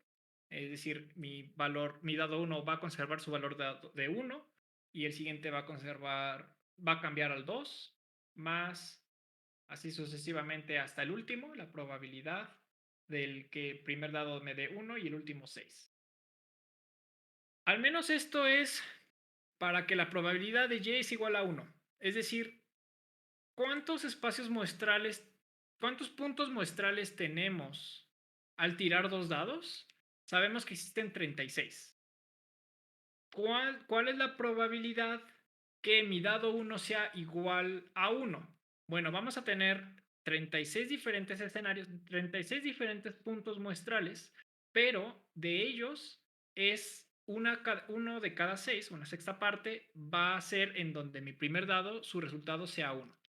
Si nosotros hacemos lo propio para y1 igual a 2, es decir, vamos a obligar, ¿cuál es la probabilidad que mi dado 1 sea igual a 2?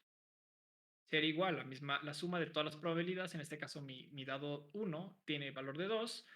El valor del segundo dado puede tomar cualquier valor, desde el 1 al 6.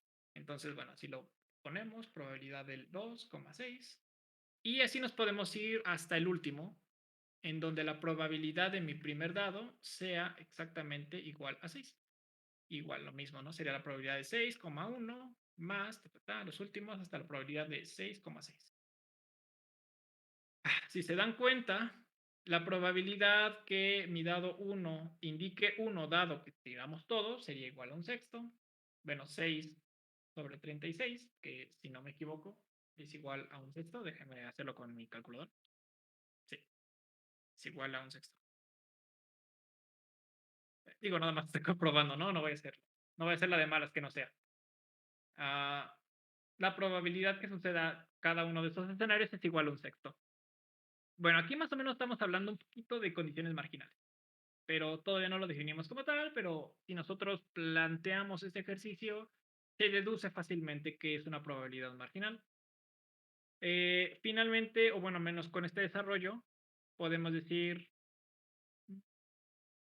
que la probabilidad de que mi y1 sea igual a y1 minúscula es igual a la probabilidad que suceda y1. Recuerden, aquí tenemos dos variables aleatorias, pero solo estamos condicionando o estamos buscando la probabilidad de que la primera variable aleatoria sea igual a algún resultado. Esto se puede expresar como la suma de todas las probabilidades que pueda tener nuestro variable 2 del 1 hasta en este caso sería 6 porque solo tenemos 6 resultados probables, de nuestra probabilidad y1, y2. Nuevamente, el y1 está fijo, que es el término de marginal. Técnicamente no es eso, pero se entiende, ¿no?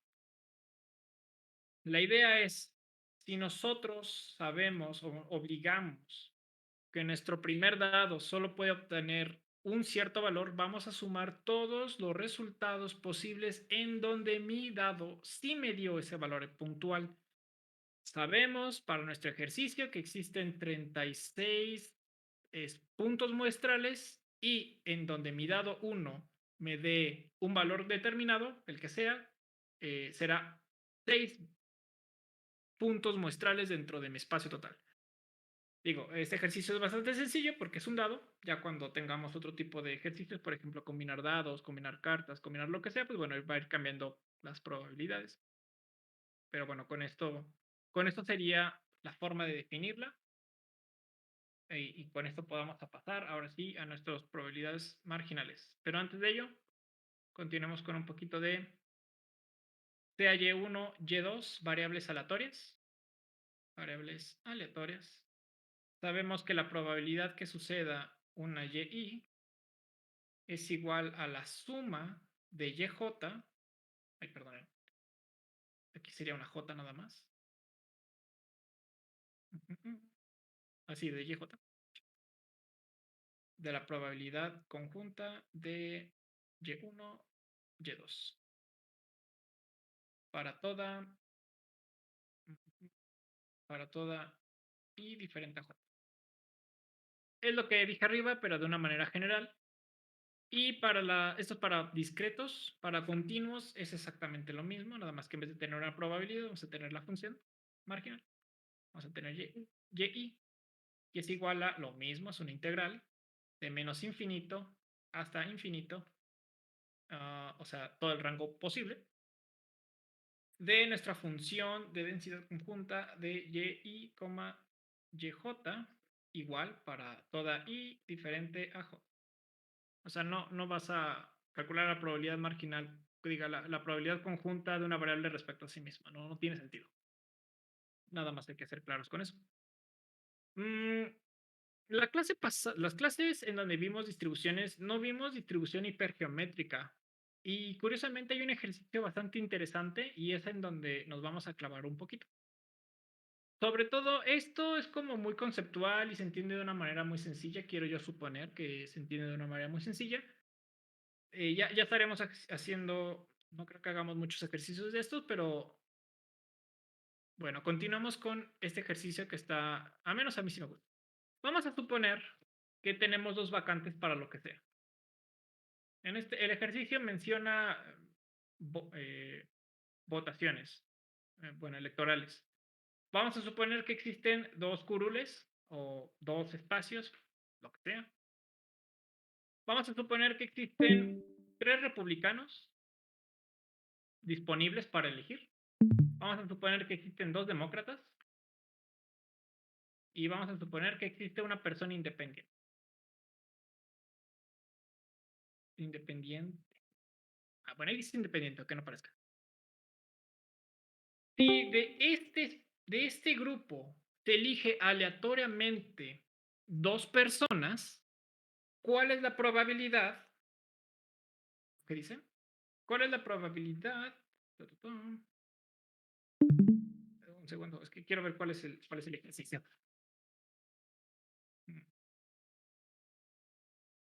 Un segundo. ¿Cuál es la probabilidad que se elija al menos un republicano y un demócrata? ¿Ok? O sea, no va a haber independientes en este caso. Claro. Entonces tenemos 3 republicanos, tenemos 2 demócratas y tenemos un independiente y solo tenemos 2 espacios disponibles. La pregunta es, ¿cuál es la probabilidad que el curul 1 esté con un republicano y que el curul 2 esté por un demócrata? En este caso se puede plantear como probabilidad 1,1. Y aquí me faltó uno, ¿no? Este tipo de ejercicios en donde tenemos diferentes conjuntos o diferentes conjuntos que al fin de cuentas pertenecen a un mismo conjunto más grande y que a su vez de ese conjunto más grande se va a tomar aleatoriamente algo, normalmente se utilizan distribuciones hipergeométricas. No lo habíamos planteado en su momento, puesto que no había encontrado un ejercicio que me gustara, pero este en particular está interesante. El ejercicio no es muy complicado, al menos el planteamiento no. Vamos a suponer una combinatoria. ¿Es combinatoria? Sí. Hace una combinatoria en donde en la primera parte son los republicanos, por ejemplo, tenemos hasta 3 republicanos y solo vamos a elegir uno. En los del multiplicado por, tenemos aquí 2 demócratas y solo vamos a elegir uno, evidentemente. Y después tenemos un independiente y no vamos a elegir ninguno, ¿no? Porque ya elegimos a un demócrata, ya elegimos a un republicano y como solo hay 2 espacios, pues el independiente ya se murió. Y vamos a tener que dividirlo, o sea, la probabilidad que se elija un demócrata, un republicano, por la probabilidad que se elija un demócrata. A ver, otra vez. La probabilidad que se elija un republicano entre 3, multiplicado por la probabilidad que se elija un demócrata entre 2, multiplicado por la probabilidad que no se elija ningún independiente, dado que hay un independiente. Sabemos que este es 1, pero bueno, hay que decir el ejercicio completo. Y tenemos que dividirlo entre la cantidad de posibles selecciones. En este caso existen 6 candidatos, porque son 3 más 2 más 1. Combinatoria 2, ¿no? Porque vamos a elegir únicamente 2 candidatos entre 6 disponibles. Vamos a elegir 1 entre 3, 1 entre 2 y 0 entre 1. Esto sería el ejercicio completo, o al menos cómo se plantearía con una distribución hipergeométrica. No vamos a hacer la gran matemática, digo que es muy fácil sacar la combinatoria de estas cosas. Quedaría 6 quinceavos. A menos lo importante de este ejercicio es cómo se plantea. La distribución hipergeométrica, insisto, tiene estas bondades, al menos para la parte de muestreo y distribuciones. Creo que habría que hacer un ejercicio. Déjenme revisar si encuentro algo para hacer un ejercicio en R. Pero bueno, para determinar P1, es decir, la probabilidad que se elija algún demócrata o algún lo que sea, podemos sumar las probabilidades que se elija S en sus diferentes escenarios en los que fueron elegidos. O sea, pudo haberse elegido un demócrata y un republicano. Se pudieron haber elegido 2 demócratas. Se pudo haber elegido un demócrata y un independiente. Es más, se pudo haber elegido ningún demócrata. En ese caso, nos interesa, ¿no? No nos interesa ese caso. Por ejemplo, vamos a suponer que no se elige ningún demócrata. Entonces, republicano. Aquí en este caso es Y1 igual a republicano. Para que no me confunda ya con la nomenclatura. ¿Qué opciones existen para que esto suceda? Por ejemplo, pues la opción de republicano no se elige y la siguiente va a ser para el demócrata. Sí, va a ser para el demócrata. Sería 0-0. Es decir, aquí está raro. Segundo.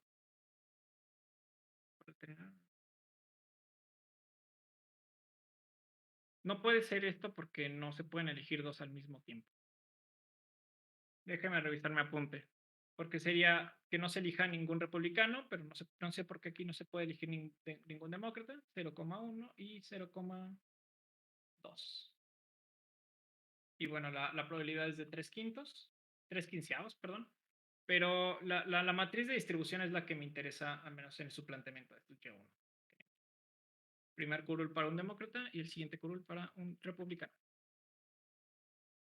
Voy a repetir este ejercicio, voy a revisar dónde está el error de interpretación. Porque el ejercicio está bien, lo repasé varias veces, pero se me olvidó la interpretación esta vez.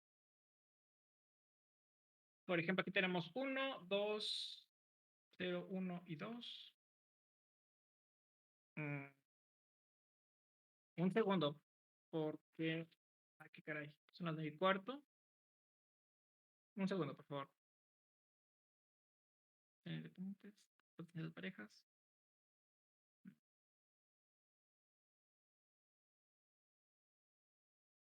Vamos a tener que retomar este ejercicio la próxima clase porque no, se me fue el por qué 0, 1, 2 y 3. Una disculpa. Ya pasamos lista, ya, ¿verdad? Ya pasamos lista. La siguiente clase solo vamos a tener que retomar este ejercicio de los republicanos y los demócratas en la parte de la elección, porque la matriz es interesante en la construcción. Por ejemplo, dice cuántas... si elegimos de manera aleatoria dentro de nuestros republicanos y nuestros demócratas, nos vamos a concentrar en republicanos y demócratas. Sabemos que existe un independiente, pero no lo vamos a tomar en consideración. Por ejemplo, si tenemos que elegir de manera aleatoria, ¿cuál es la probabilidad que no se elija ni un demócrata y tampoco se elija ni un republicano? Es decir, que ambos estén en 0. La probabilidad que eso sucede es 0, porque solo tenemos un independiente y ese independiente no puede cubrir los 2 curules al mismo tiempo. Es por eso que la matriz sí tiene que salir con este 0, pero se me olvidó, o al menos ya no recuerdo, la interpretación de estas sumas y pido una disculpa, porque lo vamos a tener que repetir la siguiente clase. Así que déjenme estudiar otra vez este ejercicio de las hipergeométricas. Una disculpa. Y vamos a tener que saltar en friega con otros temas. Así que no me gusta dejar las clases incompletas. Pero se me olvidó. Definitivamente se me olvidó el tema de la distribución hipergeométrica. Bueno, se van a ganar un No punto hay todos. tema, profe. Bueno, checamos. La Sí, siguiente pero clase lo revisamos. Nos va a llevar 5 minutos nada más. Realmente lo importante es la construcción de esta matriz. Y bueno, ya el siguiente tema ya va a ser covarianzas y bueno, variables aleatorias. La siguiente de la siguiente sería prueba de hipótesis y estimaciones. Y ya con eso prácticamente estaríamos acabando el curso, lo cual nos deja con 1, 21, el 28 no va a haber clase y el 5 es quedamos que el día final para entregar sus ejercicios. Bueno, antes de irnos, entonces solo quiero confirmar. Déjenme, se me cerró el calendario. Siguiente clase va a ser variables aleatorias, prueba de hipótesis y vamos a tener 2. La entrega del trabajo final va a ser el 5 de diciembre para que yo tenga chance de revisarlos hasta el 9, porque si no después se nos va a pasar que no va a poder entregar calificaciones con Ariel. Recuerden, el planteamiento del ejercicio es, o mejor dicho, el trabajo final es un planteamiento de un ejercicio en donde apliquen alguna técnica que hayamos visto. Puede ser en R, puede ser en la mano, puede ser en Excel. Simplemente con que se muestre el planteamiento de un ejercicio con alguna revisión de literatura, solo para tener algún sustento teórico de lo que se está haciendo. Lo importante es resolver esos puntos que habíamos hablado en su momento. Si tienen duda, los puedo escribir y se los puedo mandar. Si tienen duda de qué ejercicios, mándenme un correo, mándenme un directo o donde ustedes gusten. Y pudiese yo orientarlos más o menos en cuál sería su interés, qué variable tengan en mente y quizá aterrizar un ejercicio sencillo. Entonces, por favor, no olviden, si no es necesario mi asesoría, no pasa nada, ustedes lo pueden resolver solo, pero si ustedes tienen alguna duda, no duden en contactarme porque ya solo tenemos un mes para que entreguen su ejercicio. Insisto, debería salir en una, máximo 2 tardes, pero tómenselo con calma, pero háganlo bien. Así que una disculpa por haberme quedado a la mitad de este ejercicio. Tengo que volver a leerlo porque no puse las instrucciones. Según yo, con la pura matemática era suficiente y pues evidentemente no. Entonces, una disculpa. Primer punto. Segundo, la siguiente clase vamos a ver varios aleatorios y retomamos esta clase. Y tercero, por favor, vayan adelantando ya sus trabajos finales. Cualquier cosa, estoy aquí, tanto para apoyarlos en el planteamiento de su problema, como si ya tienen el problema planteado para revisar si ustedes gustan, si su modelo o lo que ustedes estén ocupando es el correcto o si satisface el objetivo del curso. Entonces, sin más, agradezco su atención. Y bueno, aquí estoy para apoyarlos. Cualquier cosa que necesiten, ya saben, la comunicación está abierta. Gracias. Gracias. Buenas noches. Gracias, buenas Gracias, noches. profe. Bye, bye. Bye. Hasta luego.